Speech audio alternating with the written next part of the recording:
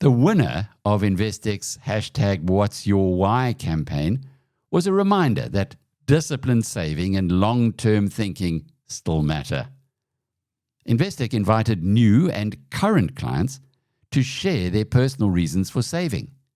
If that resonated, their personal cash investment remains available from R100,000. It's accessible and no private bank account is required, focused on stability, preservation, and competitive interest rates. Good morning and welcome to the Biz News Daybreak. I'm your host, Kerry Lanigan. Up first, our partners at Bloomberg get us up to date with the latest overnight news. The U.S. is pressing ahead with its naval blockade of Hormuz to curb Iranian oil exports. On Monday, 6 merchant vessels complied with U.S. instructions to turn around and re-enter an Iranian port. In a post on X, Central Command said no vessels made it through the blockade on day one. The Trump administration will allow another sanctions waiver to expire this weekend. It had temporarily authorized the purchase of certain Iranian crude oil. Now, a separate sanctions waiver authorizing purchases of Russian crude oil lapsed last week. European countries are reportedly putting together a plan for a broad coalition of countries to help free up shipping through the Strait of Hormuz. This would include sending mine clearing and other military vessels.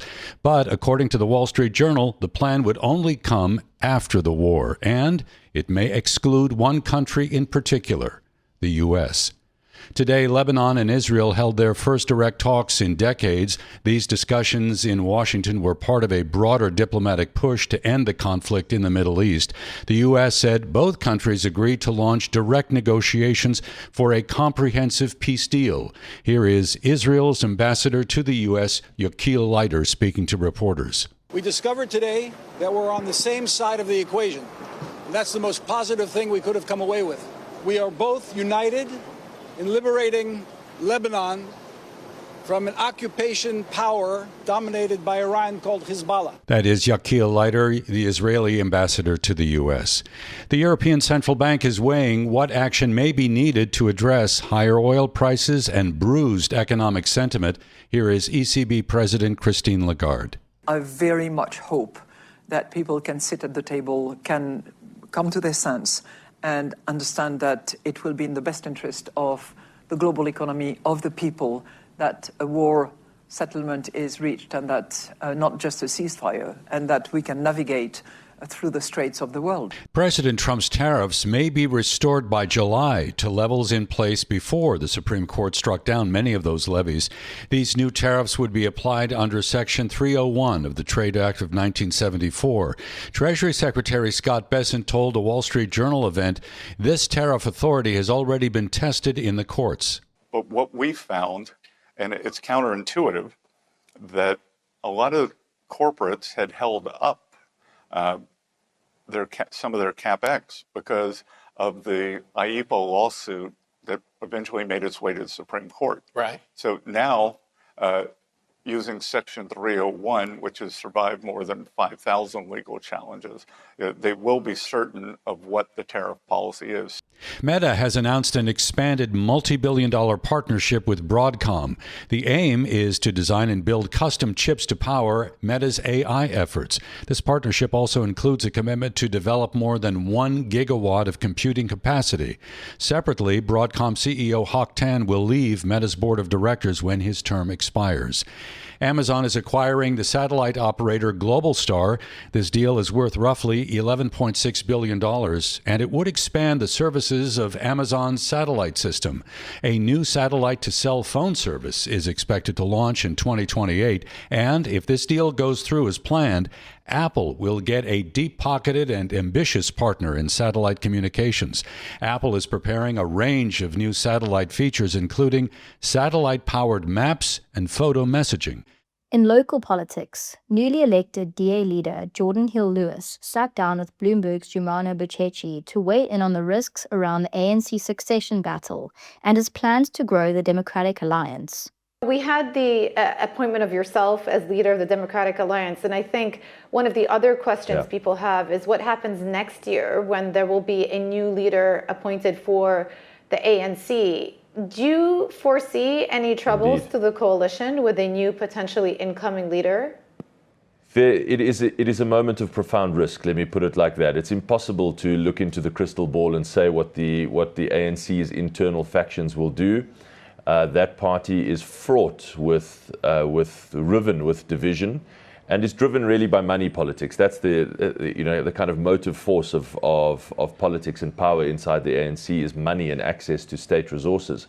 And so the fights will be incredibly bitter. And we will have to reassess what it means for the coalition government and for the country thereafter. It's very hard for us to predict, but we sincerely hope, let's put it this way, we sincerely hope that there emerges a leadership that is able to see the bigger picture of what is right for South Africa and what is able to put the best interests of South Africa ahead of the very powerful moneyed, crony interests that now run that party. And in your speech yesterday, you talk about your ambition to make the DA the largest political party in South Africa. How are you going to achieve that? And what exactly are you going to do that will resonate with voters that hasn't been done before? Well, it links to my earlier point around the politics of competence and the politics of getting a country that actually works and moves forward. Because I think many South Africans, a growing majority of South Africans, are just sick and tired of seeing every basic service, every state function, every state department eroded and dilapidated through corruption and mismanagement.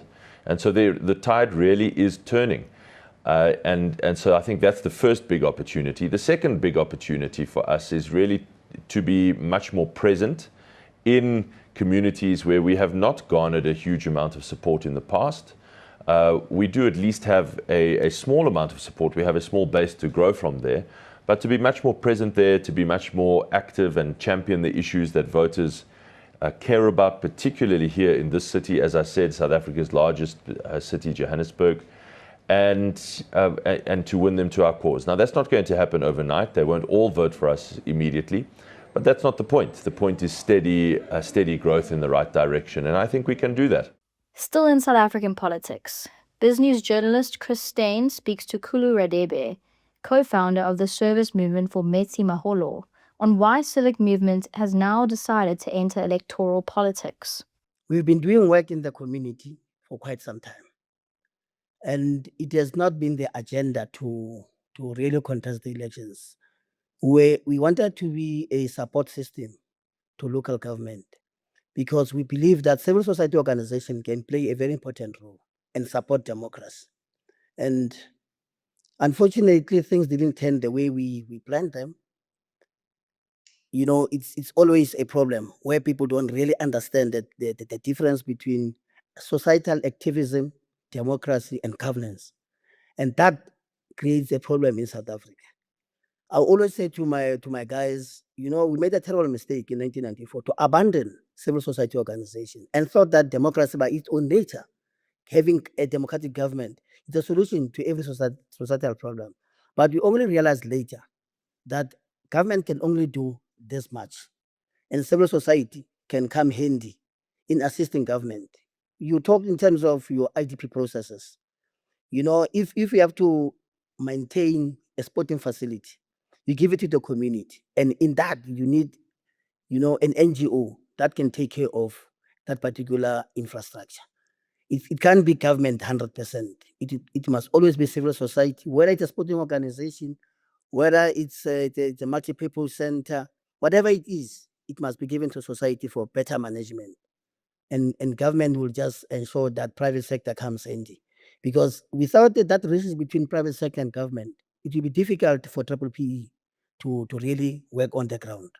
So this is what we have always said, and we realized it later that no, we need to take part in this process. If anything fails, you know, let's take this thing by ourselves. And closing out this morning, Roubini Macro Associates Chairman and CEO Nouriel Roubini weighs in on the risks around Iran, oil, and the global economy. Roubini sat down with Bloomberg's David Ingalls at the Greenwich Economic Forum in Hong Kong. Well, the honest truth is no one knows how it ends. As you pointed out, you can do only scenario analysis. You know, about 2 weeks ago, I wrote a piece and I said there are two options. One is de-escalation and the other one is escalation. And the argument for de-escalation was that Israel and Trump made two mistakes at the beginning of the war. One, to believe that the initial decapitation of the leadership of the country would lead to regime collapse. Two, the belief that, like in June of last year, Iran will be either unwilling or unable to block the Strait of Hormuz and or damage the energy facilities of the GCC countries in the Gulf. Now, given those two mistakes, people said he's behind the poll, popularity is down, he's going to lose the midterm. He has to blink, he has to chicken out, again, taco, and he has to de-escalate. The problem with the de-escalation was that, you know, the two sides are so far apart that you cannot reach a deal. And if you don't reach a deal, then, and if you don't do anything else, what happens? Iran controls the Strait of Hormuz. Yes, the market rally because sign of relief, the war is in a ceasefire, but oil prices are going to be higher than otherwise. Iran is going to remain a permanent threat to any export and imports of energy or anything else in the Gulf. They're going to rebuild missiles, they're going to rebuild drones, they can even proliferate with a nuclear weapon and become a permanent threat. And the deterrence of the US to credibly support its friends and allies, whether those in the Gulf or in Europe or look in Asia. How are you going to credibly deter China with your friends and allies like Japan, South Korea, Philippines, Taiwan, Australia, and you name it? So it's a strategic disaster. So my argument was that having done the mistake of starting the war, at this point it's better to escalate. Because if you do escalate and eventually you force the regime to surrender, you have a political win and also geostrategic win. The risk of escalation is, of course, that you escalate and then becomes even worse and oil prices go to 150, 200, because you're not able to reopen the Strait of Hormuz and the Iranians attack the energy facilities of the Gulf. And then you end up like in 1970s stagflation. I'm old enough to remember 1973 Yom Kippur War between Israel and Arab states, tripling of oil prices, or 1979 Islamic Revolution in Iran, again, tripling of oil prices, and two nasty stagflationary recession in 74, 75, and 80, 82. But, you know, at this point, de-escalating means that you give a strategic win to Iran. So in my view, you have no option but to escalate and hope that if you escalate, eventually you win. That's your Business Daybreak. I'm Kerry Lanigan. Thanks for listening. The winner of InvestX's #What'sYourWhy campaign was a reminder that disciplined saving and long-term thinking still matter. Investec invited new and current clients to share their personal reasons for saving. If that resonated, their personal cash investment remains available from 100,000 Rand. It's accessible and no private bank account is required, focused on stability, preservation, and competitive interest rates.